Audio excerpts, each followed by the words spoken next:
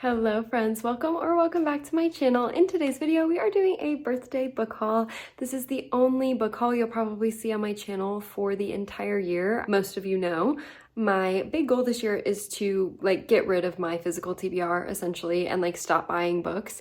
But it was my birthday, okay? And my bookstore lets me have free books on my birthday. And my grandma loves to buy me books for my birthday.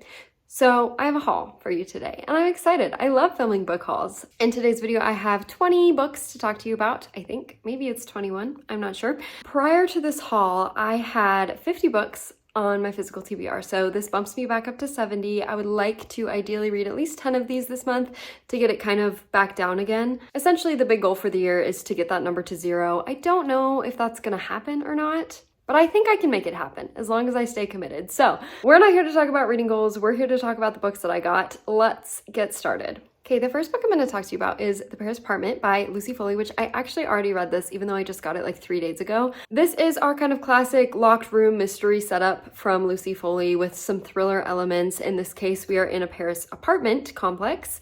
Our main character, Jess, is going to visit her brother, but when she arrives, he's missing, and the building is really suspicious, and we gotta figure out what happened to her brother. Is he dead? Did he get murdered? I'm officially caught up with all of my backlist Lucy Foley titles once again now that I've read this, and I'm excited to read her new one as well. I'm not sure if it's out yet or if it's coming out later this month, but I know that it's publishing this spring if it hasn't already, so I'm super interested to get to that one. Since I already read this, I might as well just tell you I gave this 4 stars. I thought it was really fun. I had a good time. Lucy Foley is a really solid thriller author, and she has her formula figured out.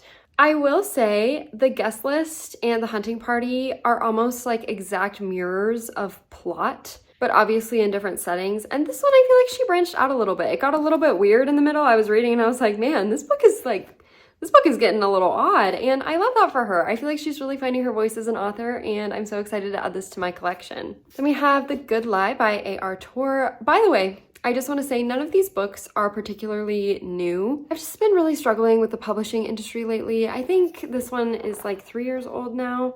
Yeah, 2021. And most of the books on this list are not recent releases just because, like I said, the things that have been getting published and promoted lately just really aren't for me, and that's okay because there are so many backlist books that I want to welcome into my home. This is another, I think more of a psychological thriller in this case. We are following our main character, Gwen. She is a criminal psychiatrist, and a man has recently been put in jail for the murder of 6 teenagers, and she doesn't think he did it, and she's gonna figure out what's really going on. As mentioned, my bookstore does give me free books for my birthday because obviously as a bookstore, they get ARCs to decide if they want to stock books or not. And this is one of those. And so if you go in on your birthday, you get to pick out some ARCs because they can't sell them, but they also don't want a giant overflowing room of ARCs that no one ever looks at. So they give them to you on your birthday.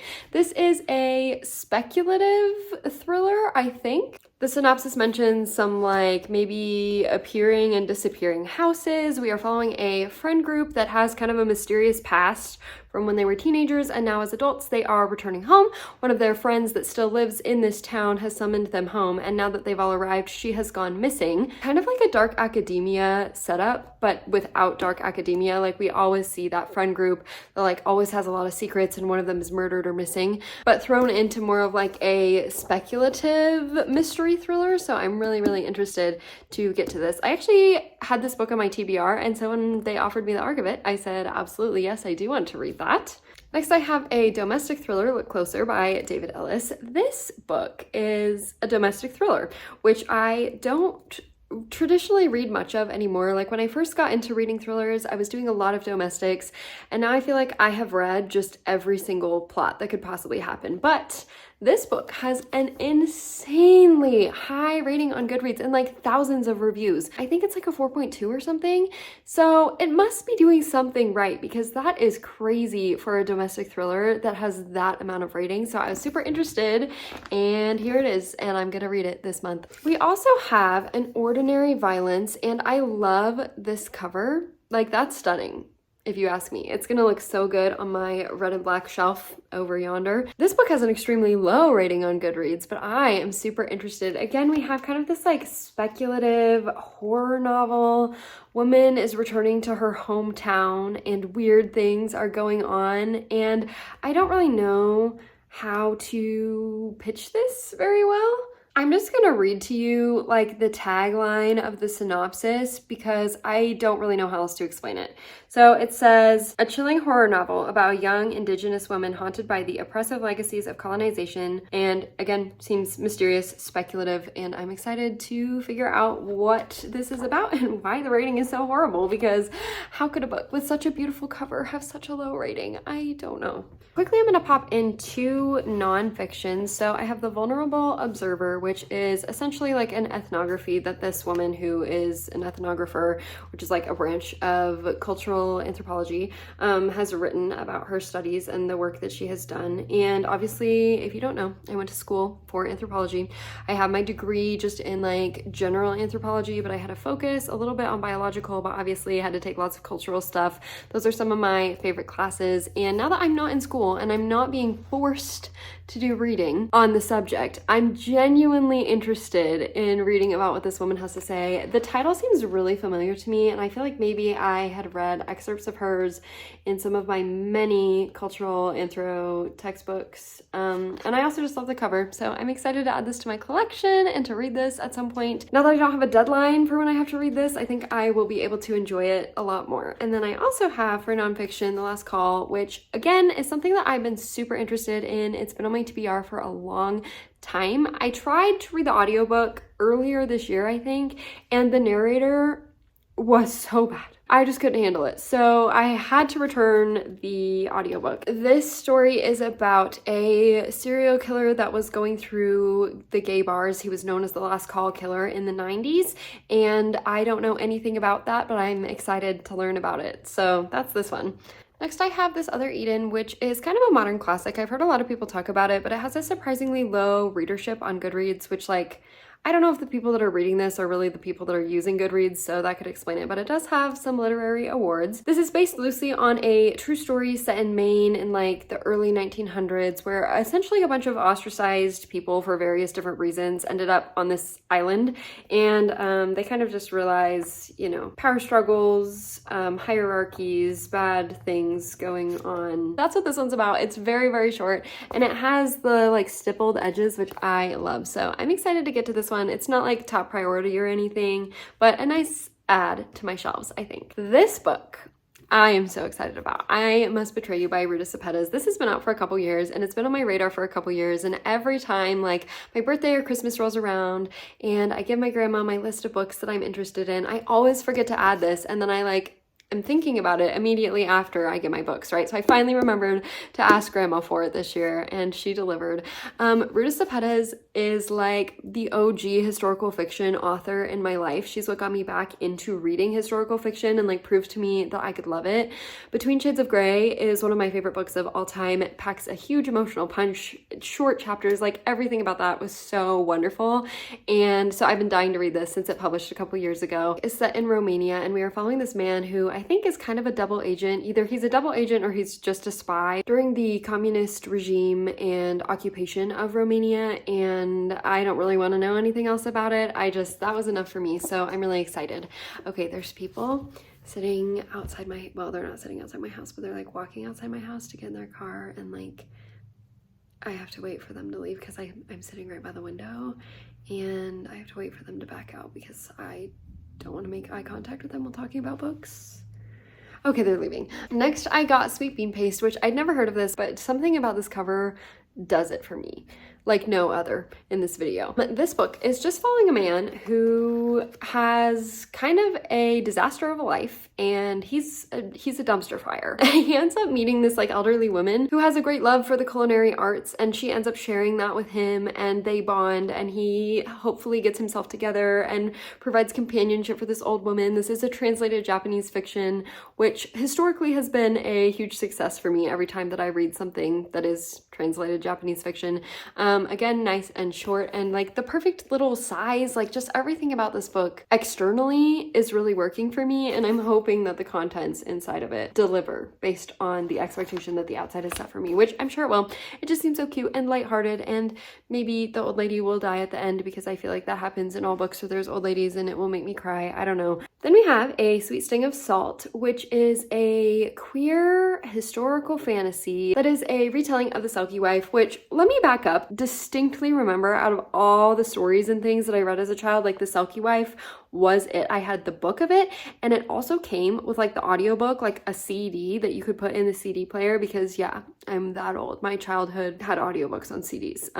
They still make audiobooks on CDs, but like I had the audiobook of The Selkie Wife on a CD, and it had like all the ocean sound effects and stuff, and like I remember loving that story. And so when this came out, it's nice and short. I've heard incredible things about it. Obviously it's like a little sultry and mysterious and magical, and like this just sounds like everything that I love. This is gonna be the ideal fall read for me. I'm prioritizing it, but I'm saving it until fall because I feel like it has the perfect vibes that I'm looking for when the weather cools down. Thank you, Grandma. Okay, then I have Anxious People by Frederick Bachman. I love Frederick Bachman. This one has been out for a long time. It's probably one of his most famous works, I think. I'm not really 100% sure on that, but I feel like this is the one that people like recognize most often. This is about a group of people who are at an apartment viewing, showing, whatever. The apartment is for sale, and there is like an open house thing, and this bank robber breaks in to the apartment because I think he's just robbed a bank, and he like runs away from the bank and like breaks into the apartment or whatever, but he doesn't really break in. You get what I'm saying. And he takes all these people hostage, and then all of these people are gonna bond because that's just the way of a Frederick Bachman story. Okay, next I have Milkman by Anna Burns, which I don't really know how to explain. Like the synopsis of this on Goodreads is very vague, and even the synopsis on the back is very vague. I think it's just like an Irish lit fic that is perhaps speculative, perhaps not. And it seems to have really interesting storytelling as far as like the narrative style goes. The synopsis on the back, we don't actually have names for the characters. So we have an unnamed city. Our main character's name is Middle Sister. That's not her name. Like that's just who she is, right? And there's a milkman and first brother-in-law. Like it just seems like there's going to be a really interesting narrative style of storytelling here, and I'm really excited to experience it. This has been on my radar for a long time, but it does have a relatively low rating, so I was waiting until a used copy surfaced somewhere in my life, and thus it did. So I own this now.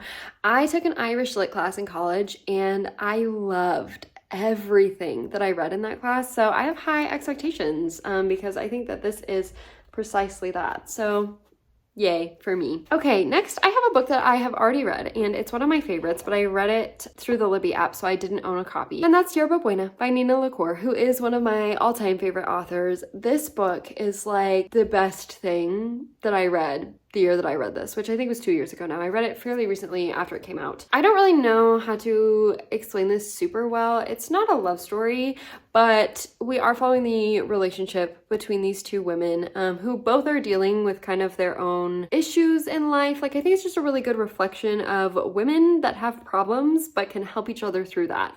And I would kind of stop eating my plant. Tinkerbell's eating my plants by the window. As far as like general plot goes and like relationship dynamics between the characters, I would kind of compare this to Normal People by Sally Rooney, which is another one of my all-time favorites, which isn't anything surprising. Like everyone loves that book, right? But less to do with like miscommunication and more to do with like the issues that you have preventing you from opening up fully to people. Like I said, it's been a couple years since I've read this, but I'm so excited to own a physical copy of this now, and I love this cover so much, and I'm just so excited to have this on my shelves. Next I have Sea of Tranquility by Emily St. John Mandel. This is absolutely not what I normally read on my channel. I don't like sci-fi. Like I don't think I've ever read a sci-fi book that I'm like, wow, that was incredible. But this book is so beloved by the book community and is held in like such high regard on so many different literary platforms that like I want to know what it's about, and it's not that long, so even if I don't like it, it's not like I'm gonna waste a bunch of time reading it. Again, this is like, I'm not really sure how to pitch this, so I'm just gonna read you the pitch. I have it pulled up down here. I'll read it for you, okay? a novel of art, time travel, love, and plague that takes the reader from Vancouver Island in 1912 to a dark colony on the moon 500 years later, unfurling a story of humanity across centuries and space. So I think there's kind of a pandemic, at least that's what I've heard. And yeah, I just don't really understand, but I want to understand. So I'm going to read this soon because I want to be in the know. I want to understand. I want to get it. I want to get the hype.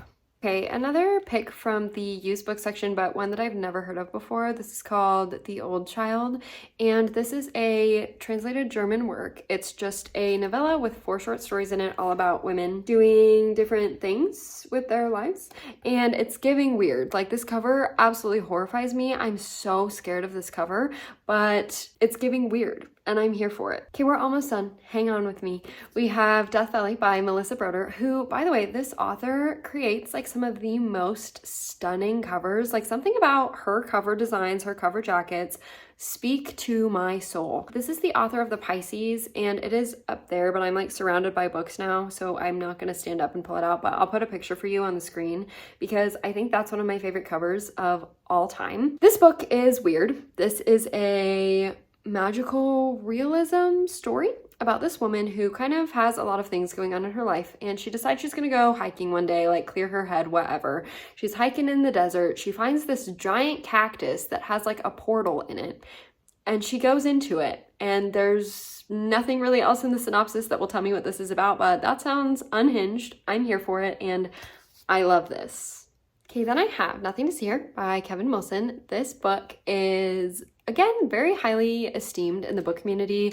Not what I would typically read, not my typical vibes, but again, I want to know the hype, and it's very short, and this book is about this nanny that comes to live with like an old friend, but she's going to be a nanny for her kids, and her kids spontaneously combust when they get emotional. So again, kind of unhinged. I really think, like, taking a step back and looking at what I've been reading this year, I'm just entering my like unhinged speculative novel era, and I'm here for it, and that's what this is. So perhaps the nicest book quality wise that you will see in this video today, The Familiar by Leigh Bardugo. Look at the sprayed edges, and then look at the inside. Look how pretty that is. I'm just stunning.